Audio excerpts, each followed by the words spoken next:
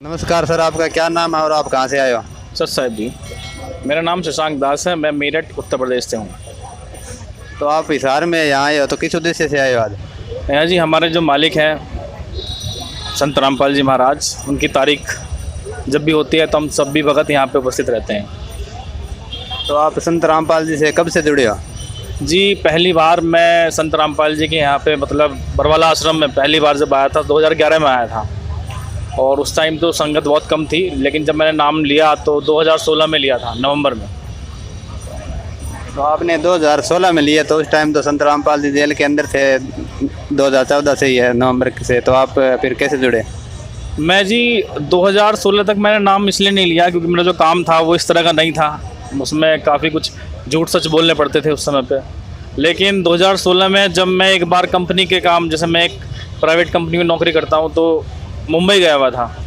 और वहाँ जाने के बाद एक एलिफेंटा टापू है समुंदर के बीच में बिल्कुल, वहाँ से लौटते समय मैं बेहोश हो गया और 3 दिन में मैं कोमा में रहा।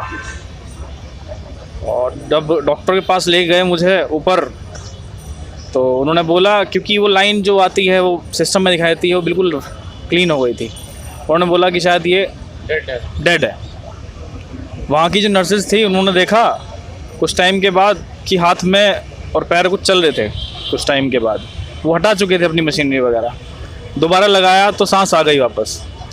फिर वहाँ से यहाँ तक आने में मुझे 3 दिन लगे। मुझे पता ही नहीं था कि दिन कौन सा है, तारीख कौन सी है।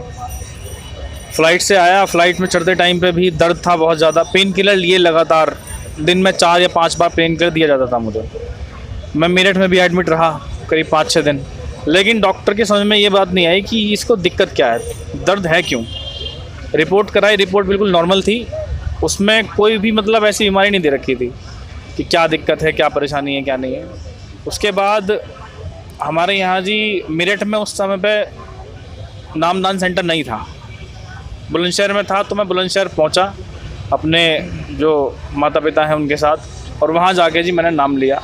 नाम लेने के 15 या 20 मिनट के बाद ही मेरा दर्द ऐसे गायब हो गया जैसे कुछ था ही नहीं। तो आपने संत रामपाल जी से नाम उद्देश्य लिया, तो मीडिया में कहा जाता है कि उनसे नाम उद्देश्य लेने के रुपए लिए जाते हैं। तो आपसे कितने रुपए लिए गए? नहीं जी, मेरे से कोई पैसा नहीं लिया गया। और यहाँ पे जो कहा जाता है मीडिया के द्वारा, वो भ्रम फैलाया हुआ है कि पैसे लिए जाते हैं। क्योंकि यहाँ की जो मीडिया है इस समय पे सरकार के अंडर में काम कर रही है, और जितना झूठ बोल सकती है वो बोलेगी। वहाँ पे ऐसा कोई भी पैसा नहीं लिया जाता किसी चीज़ के लिए। तो संत रामपाल जी से जुड़े आप, उससे पहले आप कोई भक्ति साधना करते थे? हाँ जी, मैं इससे पहले जय गुरुदेव पंथ में जुड़ा हुआ था। 95 में मैंने नामदान लिया था। और मैं उस समय से लेके तब तक मतलब जैसे वो बताते थे, काल के जो नाम दे रखे थे उन्हीं की भक्ति क्या करता था। उसके बाद बीच में साईं बाबा का नाम भी लिया है लगातार। फास्ट व्रत वगैरह जो कुछ बता रखे थे वो किए हैं, लेकिन उससे कोई फ़ायदा नहीं हुआ। तो जैसे अभी लाखों गुरु है, तो हम उनकी कैसे पहचान कर सकते हैं कि कौन सही गुरु और कौन सही नहीं है? ये बात शास्त्र विरुद्ध साधना जो बताते हैं, जितने भी गुरु हैं जो बैठे हुए हैं इस टाइम पे गद्दी पे अलग अलग पंथों के, वो बिल्कुल जो भी बताएंगे शास्त्र विरुद्ध बताएंगे। आप उनकी बात अपने धर्म शास्त्रों में मिला के देख लो, कोई बात सटीक नहीं बैठने की।